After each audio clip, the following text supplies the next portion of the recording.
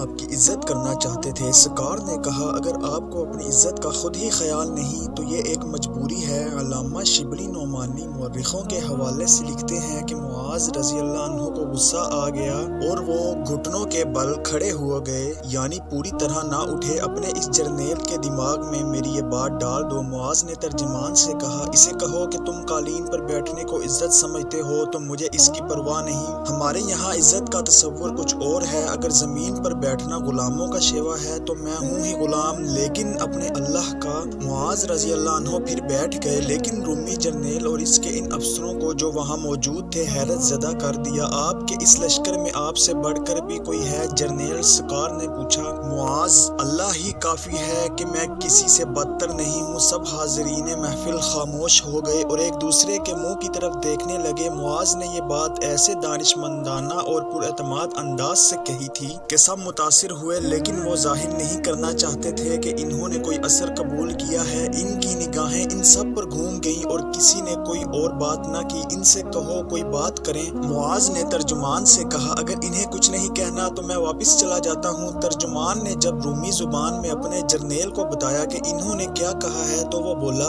ہم آپ سے صرف ایک بات پوچھنا چاہتے ہیں جرنیل۔ سرکار نے کہا ملک حبشہ آپ کے قریب ہے، دوسرے ملک بھی ہیں، پھر آپ نے ادھر کا رخ کیوں کیا ہے؟ کیا آپ کو معلوم نہیں کہ ہمارا بادشاہ سب سے بڑا بادشاہ ہے؟ ہماری فوج کی تعداد آسمان کے ستاروں اور زمین کے ذروں کے برابر ہے۔ کیا آپ یہ سوچ کر ادھر آئے ہیں کہ ہمیں شکست دے دیں گے؟ ناممکن۔ ہم یہ درخواست لے کر آئے ہیں جو دراصل اللہ کا پیغام ہے۔ معاذ بن جبل رضی اللہ عنہ نے کہا اسلام قبول کر لیں، ہمارے قبلہ کی طرف منہ کر کے ہم جیسی عبادت کریں، شراب اور خنزیر کا گوشت چھوڑ دیں کہ یہ دونوں چیزیں حرام ہیں، اور ہر طرح کی حرام کاری اور شاہانہ عیش و عشرت چھوڑ دیں۔ اگر ہم آپ کی یہ درخواست قبول نہ کریں تو سرکار نے رعونت بھرے لہجے میں پوچھا تو پھر جزیہ دے۔ معاذ نے جواب دیا اگر یہ بھی منظور نہیں تو پھر فیصلہ تلوار کرے گی۔ اگر آپ کی تعداد ستاروں کے برابر ہے تو ہمیں اللہ کے اس فرمان پر بھروسہ ہے کہ ایسا اکثر ہوا ہے کہ ایک چھوٹی جماعت اللہ کے حکم سے ایک بڑے اور طاقتور جماعت پر فتح یاب ہوئی ہے۔ آپ کو اپنے بادشاہ پر بڑا ناز اور فخر ہے، لیکن آپ یہ نہیں دیکھ رہے کہ وہ بادشاہ اپنے آپ کو ہر قانون سے بالا تر سمجھتا ہے اور آپ سب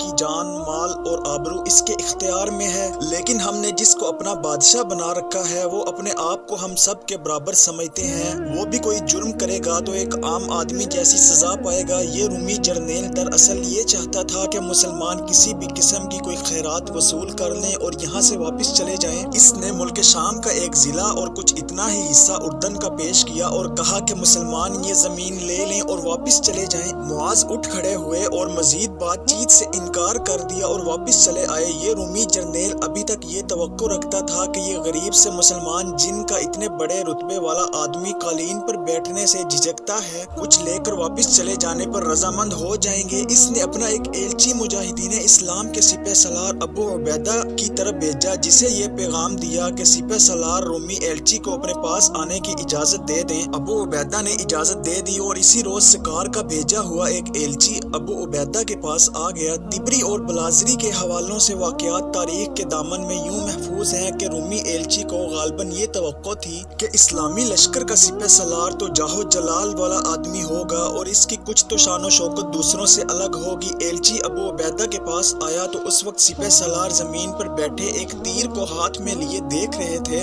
رومی ایلچی نے کسی سے پوچھا کہ تمہارا سردار کون ہے؟ ان آدمیوں نے ابو عبیدہ کی طرف اشارہ کیا تو وہ حیران ہو کر ان کی طرف دیکھتا ہی رہا، پھر ان کے قریب آیا۔ کیا تم ہی اس لشکر کے سپہ سالار اور سردار ہو؟ ایلچی نے کچھ رعونت کا مظاہرہ کیا۔ ہاں میں ہی ہوں، ابو عبیدہ نے بڑے آرام سے جواب دیا۔ پھر میری ایک بات سن لو، رومی ایلچی نے افسرانہ جلال سے کہا ہم تمہاری تمام فوج کو سونے کی 2 اشرفیاں فی آدمی دیں گے اور تم یہاں سے واپس چلے جاؤ۔ معلوم نہیں اس وقت اشرفیاں تھیں یا نہیں۔ اس رومی کا مطلب دراصل یہ تھا کہ سونے کے 2 ٹکڑے ہر مجاہد کو دیے جائیں گے اور وہ واپس چلے جائیں۔ کوئی اور بات کرنی ہے تم نے؟ ابو عبیدہ نے پوچھا۔ نہیں، پھر تم چلے جاؤ، ابو عبیدہ نے کہا۔ ایلچی بڑا ہی برہم ہو کر چلا گیا۔ ابو عبیدہ نے اسی وقت ایک پیغام امیر المؤمنین حضرت عمر رضی اللہ عنہ کو بھیجا جس میں یہ سارا واقعہ لکھا۔ فاصلہ بہت زیادہ تھا، تیز رفتار قاصدوں کا انتظام کیا گیا تھا۔ 4-5 دنوں بعد قاصد امیر المؤمنین کا پیغام لے کر آ گیا۔ امیر المؤمنین نے لکھا تھا کہ اللہ کی راہ میں ثابت قدم رہو اور اللہ تمہارا یار و مددگار ہے۔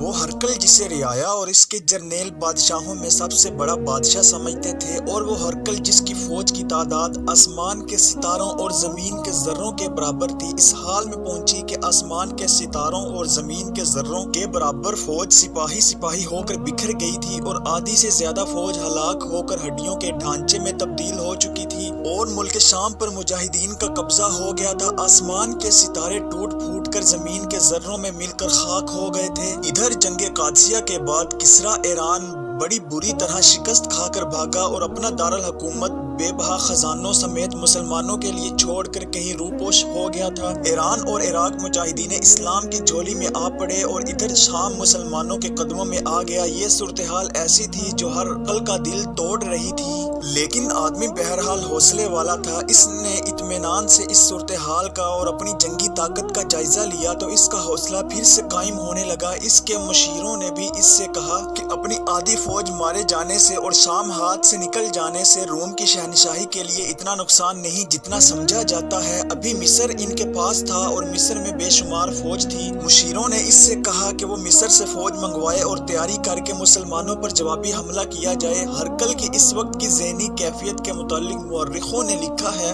بزنطیہ میں پہنچ کر جب اسے یہ محفوظ پناہ گاہ مل گئی اور کچھ آرام اور سکون بھی حاصل ہو گیا تو اسے مشیروں کے مشورے بڑے ہی اچھے لگے۔ اس نے اسی وقت قاصد مصر اس پیغام کے ساتھ بھیج دیے کہ کم و بیش 40,000 نفری کی فوج فوراً روانہ کر دی جائے۔ ادھر اس کے پاس ایک مدد اور آ گئی جو اس کے لیے بالکل خلاف توقع تھی۔ اس کا حوصلہ پہلے کی طرح مضبوط ہو گیا۔ یہ مدد اس طرح آئی کہ ایک روز اسے اطلاع دی گئی کہ عراق اور شام کے مختلف قبائل کے 20-25 سردار ان سے ملنے آئے ہیں۔ یہ سب جنگجو قبائل تھے۔ ان سرداروں کے ساتھ 20-25 نہایت حسین و جمیل معصوم صورت نوجوان لڑکیاں تھیں جو ان سرداروں کے اپنے ہی خاندان میں سے تھیں۔ ہرکل نے ان سب کو اندر بلا لیا۔ ان سرداروں کے ساتھ ایک معمر سفید ریش بزرگ تھا جو شکل و صورت اور لباس سے دانشمند اور مذہبی پیشوا لگتا تھا۔ ان قبائل کے متعلق تھوڑی سی معلومات بے محل نہیں ہوگی۔ عراق اور شام کے سرحدی علاقوں میں اور کچھ دوسرے علاقوں میں بھی جو جنگ کی لپیٹ میں آ گئے تھے بہت سے قبائل آباد تھے۔ ان میں بڑے قبائل بنی عمر، بنو غسان، بنی تغلب، بنی ایاد اور بنی مزام اور بنی عدوان تھے۔ ان کے علاوہ اور بھی بہت سے قبائل تھے۔ یوں کہہ لیں کہ ان علاقوں کی آبادی قبائل کی صورت میں بٹی ہوئی تھی۔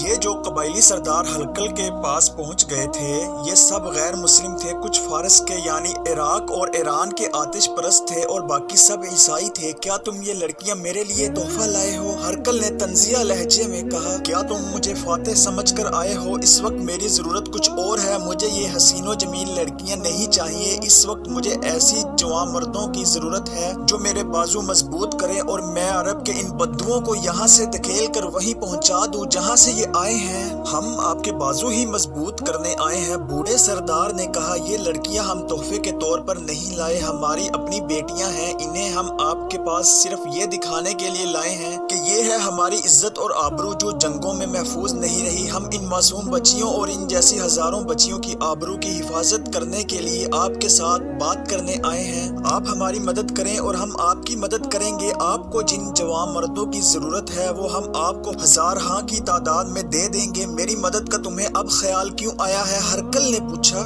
یہ خیال اس وقت کیوں نہ آیا جب فارس کی فوج مسلمانوں کے آگے بھاگی جا رہی تھی اور ادھر میری فوج بکھر کر پیچھے ہٹ رہی تھی۔ یہ واقعہ بیان کرنے سے پہلے ہمارا مقصد صرف یہ ہے کہ بیان کیا جا سکے کہ ہرکل کے اقتدار کی شمع آخری بار کس طرح بھڑکی اور جب بجھ گئی تو وہ شام سے مصر تک کیوں اور کس طرح پہنچا۔ ہم ان طویل تفصیلات کو یوں مختصر کرتے ہیں کہ اس معمر قبائلی سردار نے ہرکل کو بتایا کہ مسلمانوں نے ایرانیوں کے خلاف لشکر کشی کی اور ادھر شام پر بھی انہوں نے حملہ کیا تو ان دونوں جنگوں میں ان قبائلیوں کو بہت نقصان اٹھانا پڑا۔ ان کی کھڑی فصلیں تباہ ہو گئیں جو فوجوں کے گھوڑے، اونٹ اور بیل وغیرہ کھا گئے۔ اس بوڑھے سردار نے یہ بھی بتایا کہ خود اپنے فوجیوں نے ان کی لڑکیاں اٹھا لیں یا انہیں خراب کر کے چلے گئے۔ کیا مسلمانوں نے تمہاری لڑکیوں کے ساتھ ایسا ہی سلوک نہیں کیا تھا؟ ہرکل نے پوچھا۔ نہیں، قبائلی سردار نے جواب دیا، مسلمان جب کسی بستی یا کسی شہر میں داخل ہوتے ہیں تو وہ گھروں کو نہیں لوٹتے، نہ وہ عورت پر ہاتھ اٹھاتے ہیں۔ وہ بعض لڑکیوں کو لونڈیاں بنا کر لے جاتے ہیں، لیکن ہم ان عربوں کو جانتے ہیں، وہ بغیر شادی کے کسی عورت کے ساتھ ناروا سلوک نہیں کرتے، لیکن شہنشاہ روم اگر ایک بھی مسلمان ہماری ایک بھی لڑکی کو ساتھ لے جائے اور اسے اپنی بیوی بنا لے تو بھی ہم اسے اپنی بے عزتی سمجھتے ہیں۔ اسی لیے ہم یہ لڑکیاں آپ کے سامنے لائے ہیں کہ یہ پھول مسلمانوں کے ہاتھوں میں نہ جائیں اور اپنا بھی کوئی فوجی انہیں اپنا مال نہ سمجھے۔ اس بزرگ سردار نے ہرقل کو بتایا کہ وہ آتش پرست ہے اور ان عیسائی قبائلی سرداروں کے ساتھ آیا ہے۔ مذہب کوئی بھی ہو، عزت ہر کسی کی ایک جیسی ہوتی ہے۔ بات دراصل یہ تھی جو اس سردار نے ہرقل کو بتائی کہ مجاہدین اسلام نے ان کی کچھ بڑی بڑی بستیاں اور قصبے تباہ و برباد کر دیے تھے، جس کی وجہ یہ تھی کہ ان لوگوں نے مجاہدین کے خلاف اپنی فوجوں کو بھرپور مدد دی اور مجاہدین کو دھوکے دیے تھے۔ یہ سب قبائلی سردار ہرقل کو یہ کہنے آئے تھے کہ اب مسلمانوں نے ملک شام بھی فتح کر لیا ہے اور وہ کچھ اور بستیاں اجاڑ دیں گے، اس لیے وہ ہرقل کو قبائلیوں کی پوری فوج دینا چاہتے تھے۔ اے روم کے شہنشاہ، اس محمد سردار نے کہا، میری عمر دیکھیں، زمانے کے کتنے ہی نشیب و فراز دیکھے ہیں، میں آپ کے چہرے پر مایوسی اور تذبذب دیکھ رہا ہوں۔ اپنے آپ کو شکست خوردہ نہ سمجھیں، آج شکست ہوئی ہے تو کل فتح بھی ہو سکتی ہے۔ مصر سے مزید فوج منگوائیں اور ہم آپ کو اپنی فوج دیں گے۔ ایک بات شاید آپ کو معلوم نہ ہو، وہ یہ کہ یہ عربی مسلمان سمندر کی طرف سے آنے والی ہر چیز سے بہت ڈرتے ہیں۔ ہم ان میں یہ مشہور کر دیں گے کہ سمندر سے فوج آ رہی ہے۔ یہ بوڑھا قبائلی سردار ٹھیک کہہ رہا تھا۔ 2-3 اور مستند مورخوں نے بھی لکھا ہے کہ اس وقت تک مسلمان سمندر میں نہیں اترے تھے، ان کا کوئی بحری بیڑا نہیں تھا، نہ انہیں بحری جنگ کی سوجھ بوجھ تھی، وہ صحرائی لوگ تھے اور نہ جانے کیوں سمندر سے کچھ ڈرتے تھے۔ اس کے بعد تو مسلمانوں نے سمندری جنگوں میں ایسا نام پیدا کر لیا تھا کہ مسلمانوں کی بحری طاقت ایک ضرب المثل بن گئی تھی۔ ہرقل نے جب ان قبائلیوں کی یہ پیشکش سنی تو اس نے انہیں پہلی بات یہ بتائی کہ مصر سے اس کی فوج آ رہی ہے اور قبائلی فوراً اس کے پاس مسلح ہو کر پہنچ جائیں۔ یہ سردار جب جانے لگے تو ہرقل نے یا اس کے شاہی خاندان کے کسی اور فرد نے یا کسی مشیر نے یہ مشورہ دیا کہ اتنی خوبصورت اور نوجوان لڑکیوں کو سفر پر واپس نہ بھیجا جائے، بلکہ ہرقل کے محل میں ہی رہنے دیا جائے جہاں یہ بالکل محفوظ رہیں گی۔ مجاہدین اسلام کے تمام سالار مفتوحہ شہروں اور علاقوں کے انتظامات میں مصروف تھے۔ فتح کے بعد ایسے مسائل اور ایسی افراتفری پیدا ہو جاتی ہے کہ ان کی طرف فوری توجہ بہت ضروری ہوتی ہے۔ ابھی یہ خطرہ بھی باقی تھا کہ کہیں بغاوت بھی ہو سکتی ہے۔ رومی فوجی کہیں کہیں چھپے ہوئے بھی تھے، سالار ادھر مصروف تھے، اس لیے انہیں پتہ ہی نہ چل سکا کہ ہرقل پھر فوج اکٹھی کر رہا ہے اور مصر کی بندرگاہ اسکندریہ سے مزید فوج آ رہی ہے اور غیر مسلم قبائل ایک فوج کی صورت میں منظم ہو کر ہرقل تک بزنطیہ میں پہنچ رہے ہیں۔ ہرقل ایک بار پھر ذہنی اور جسمانی طور پر بیدار ہو گیا تھا۔ کچھ دنوں بعد مصر سے چلی ہوئی فوج بحری جہازوں کے ذریعے ساحل سے آ لگی۔ ہرقل نے اپنے آدمی وہاں بھیج رکھے تھے، وہ فوج کو ایک ایسے مقام تک لے گئے جو ہرقل نے انہیں بتایا تھا۔ یہ مقام اس وقت کے ایک مشہور شہر حمص کے قریب تھا۔ قبائلیوں کے جو لشکر آ رہے تھے انہیں بھی ہرقل اسی مقام کی طرف بھیج رہا تھا۔ اس ساری فوج کا کمانڈر ہرقل کا اپنا بیٹا قسطنطین تھا۔ تاریخ میں لکھا ہے کہ یہ بیٹا ایسے جوش اور بھڑکے ہوئے جذبے سے آیا تھا کہ اپنے باپ کی شکست کا انتقام لے گا اور اس شکست کو فتح میں بدلے گا۔ مصر سے آئی ہوئی ہرقل کی فوج اور قبائلی لشکر ایسے انداز سے اور ایسی تربیت میں حمص کے ارد گرد اکٹھا ہو گئے کہ حمص جیسا بڑا اور اہم شہر محاصرے میں آ گیا، لیکن یہ محاصرہ قریب نہیں تھا بلکہ اتنی دور تھا کہ مسلمانوں کو اس کا پتہ ہی نہ چل سکا۔ علاقہ پہاڑی تھا اور کچھ جنگلات بھی تھے جن سے رومیوں نے یہ فائدہ اٹھایا کہ اپنے آپ کو چھپائے رکھا۔ ابھی قبائلیوں کے اور لشکر نے آنا تھا، اس لیے یہ لوگ محاصرہ تنگ نہیں کر رہے تھے۔ مجاہدین اسلام کے سپہ سالار ابو عبیدہ حمص میں ہی تھے اور یہی مجاہدین کا ہیڈ کوارٹر بھی تھا۔ دوسرے سالار دوسرے شہروں میں مصروف تھے۔ ابو عبیدہ نے اپنے جاسوس باہر بھیجنے کی ضرورت ہی محسوس نہ کی کیونکہ رومیوں کی طرف سے حملے کا خطرہ ختم ہو گیا تھا۔ ہرقل کے متعلق معلوم ہو گیا تھا کہ وہ بزنطیہ میں ہے اور وہاں سے بھی نکل جائے گا۔ ایک روز ابو عبیدہ کو کسی طرح معلوم ہوا کہ رومی ایک بار پھر منظم ہو کر حمص کے قریب آ رہے ہیں یا آنے کا ارادہ رکھتے ہیں۔ یہ کوئی مصدقہ اطلاع نہیں تھی بلکہ اڑتی اڑتی سنی گئی تھی۔ ابو عبیدہ نے حدید کو بلایا۔ پہلے بیان ہو چکا ہے کہ حدید جاسوسی اور شب خون مارنے میں خصوصی مہارت اور جرت رکھتا تھا۔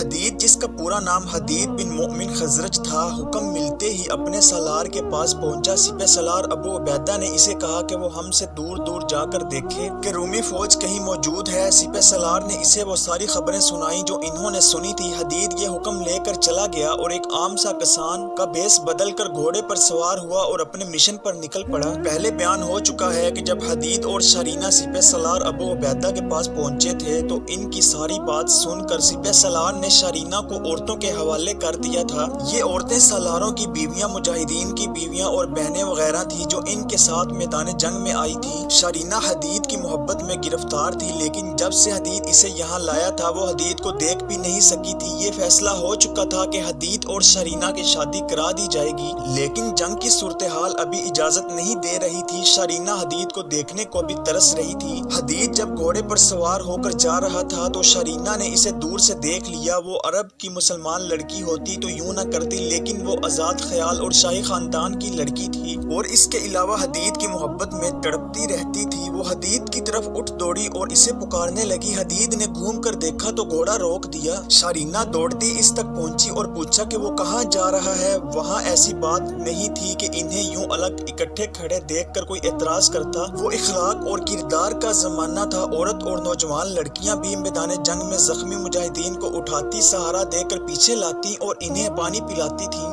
بعض لڑکیاں رات رات بھر ایک زخمی کے پاس بیٹھی ان کی دیکھ بھال کیا کرتی تھیں۔ حدید اور شرینہ کے متعلق تو سب کو معلوم تھا کہ یہ دونوں کہاں سے اور کیسے آئے ہیں۔ حدید نے شرینہ سے کہا کہ وہ اپنے کام سے جا رہا ہے اور وہ واپس چلی جائے، لیکن شرینہ نے گلے شکوے شروع کر دیے کہ وہ اسے ملتا نہیں اور کبھی اس نے آ کر اسے دیکھا بھی نہیں۔ حدید نے اسے بتایا کہ وہ صبح شام مصروف رہتا ہے، لیکن اتنی سی بات سے شرینہ کی تسلی نہیں ہو رہی تھی۔ تسلی نہ ہونے کی ایک وجہ تو یہ تھی کہ اس نے شاہی محل میں جنم لیا، پلی بڑی اور شاہی ماحول میں جوان ہوئی تھی اور وہ اس کے بالکل الٹ ماحول میں آ گئی تھی۔ دوسری وجہ یہ کہ حدید بن مومن اسے اتنا اچھا لگا تھا کہ دیوانہ وار اسے چاہنے لگی تھی اور کئی دن اسے حدید نظر نہیں آتا تھا۔ اب اسے حدید نظر آ گیا تو اس کے پیچھے پڑ گئی کہ وہ اسے بتائے کہ وہ کہاں جا رہا ہے۔ حدید ایک خفیہ مشن پر جا رہا تھا جو وہ شرینہ کو نہیں بتانا چاہتا تھا، لیکن شرینہ نے گھوڑے کے آگے ہو کر لگام پکڑ لی اور بچوں جیسی ضد کرنے لگی کہ وہ اسے بتائے وہ کہاں جا رہا ہے۔ حدید کو بھی آخر اس وقت اس سے محبت تھی۔ وہ اس کی اتنی پیاری ضد سے متاثر ہو گیا اور اسے بتایا کہ وہ اپنے سپہ سالار کے ایک شک کے مطابق کچھ دور دیکھنے جا رہا ہے کہ واقعی رومی فوج قریب آ گئی ہے یا یہ ایک افواہ تھی جو سپہ سالار کے کانوں تک پہنچ گئی ہے۔